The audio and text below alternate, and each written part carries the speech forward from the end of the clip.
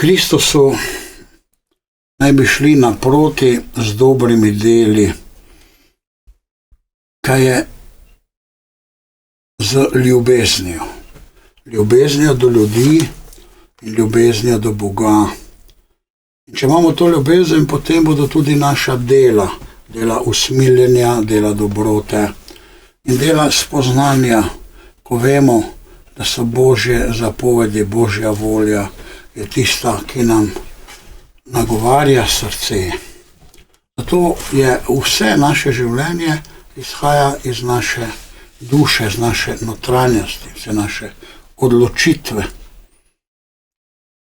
Hoditi za Bogom na tem svetu je nekaj lepega in dobrega. Sedaj smo v adventnem času, ki pa je čas zaključka pravzaprav človeške zgodovine. Tako kot je Jezus prišel na ta svet v določenem času, nam je pokazal, kako naj živimo, in potem na koncu bo tudi njegov prihod na zemljo. Na zemljo, prihod na zemljo. Nekateri bi rekli, ja, pa to je nemogoče, to je pravljica.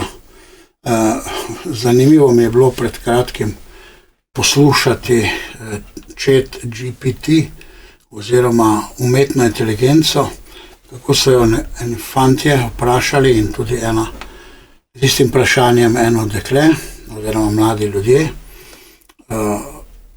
ali misli, da je ta svet lahko nastal slučajno, in potem umetna inteligenca odgovarja, torej visoka inteligenca odgovarja, da ni mogoče, da bi svet nastal slučajno, da potrebuje stvarnika.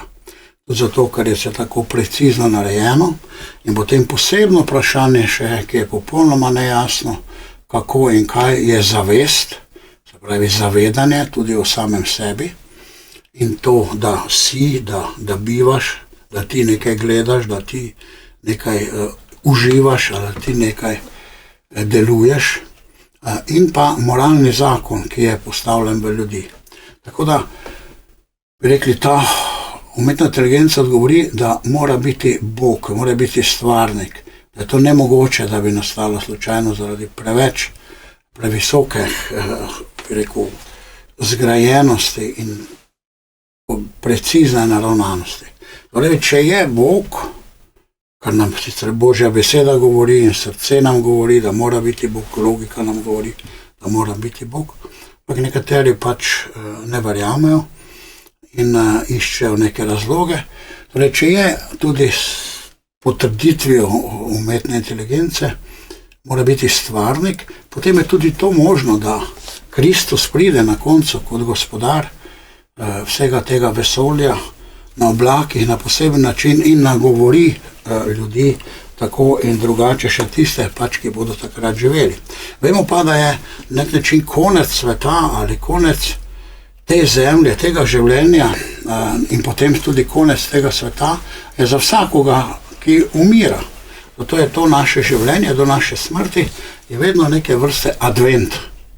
Tako, torej advent od Jezusovega rojstva do ponovnega srečanja z Jezusom, ko je konec tudi takrat znane človeške zgodovine in ne vem, kakorkoli se bo potem dalje to razvijalo, je trenutek smrti, je naš trenutek našega adventa, ko bomo šli pred Boga v sodbo, kako smo ljubili na tem svetu in ali smo izbrali resnično ljubezen in kralja ljubezni, ki je Jezus Kristus, za vodilo našega življenja in ravnanja, ne samo z besedo.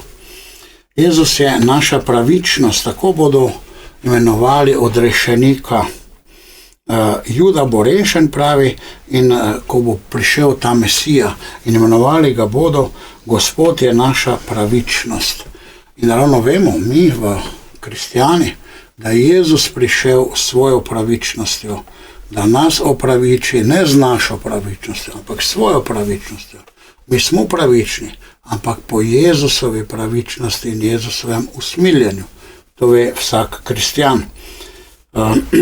In vemo tudi to, ko je Jezus rekel, jaz bi vas bil zaščitil, ko je jokal nad Jeruzalemom, če bi vi spoznali kdo vam prihaja naproti. Zato pomeni to, da če bomo mi Jezusa priznavali, Bog, Oče, Stvarnik z Jezusom nas zaščiti. Zbral bi vas kakor koklja, pravi pod peruti, in vas obvaroval, ampak Jeruzalem, vemo, v zgodovini je potem propadel, kar samo kratek čas potem, ko je Jezus bil odstranjen z obličja zemlje. Mi smo na poti, nismo še na cilju, smo na poti z Jezusom skozi naše življenje in vse se pravzaprav dogaja v našem srcu, v nas, v naših odločitvah. Tam je tisti glavni duhovni boj. Zato nas Bog v notranjosti poučuje. Moramo se ozreti vase in biti čuječi. Kje smo čuječi? V nas samih, ko pazimo, kaj prihaja v naše življenje in da nas sovražnik ne zapelje ven iz našega srca v svet in da bi tam iskali tisto pravo srečo. Bog je zaupen s tistimi, in tistim se razodeva, ki si prizadevajo ostati na njegovi poti. Tistim razodeva notranje poti, odpira notranja vrata. Sedaj smo pred svetim letom 2025, odpira notranja vrata svetosti in nam da bivamo v sami sebi, v njegovem stiku z njim. Pravi apostol v 2. berilu, tako živite, tako napredujte, da boste ugajali Bogu. Vsak dan moramo ugajati Bogu in ne svetu ali sami sebi, da bi hoteli časti in slave. Bodimo neoporečni kje? V naši notranjosti, v naših srcih, ker spoznavamo, ker se odločamo, pravi apostol Pavel danes v 2. berilu Tesaloničanom. In to nam govori tudi Gospod, da je naše odrešenje blizu. In večja, ko bo stiska na tem svetu, bolj smo bližje duhovnem preroditvi in pa smo bliže tudi končnemu Božjemu kraljestvu, ki bo nastopilo z veliko slavo in močjo za vse ljudi. Kaj nam manjka? Manjka nam to blaženo spoznanje, večnost v duši, godovost v sebi.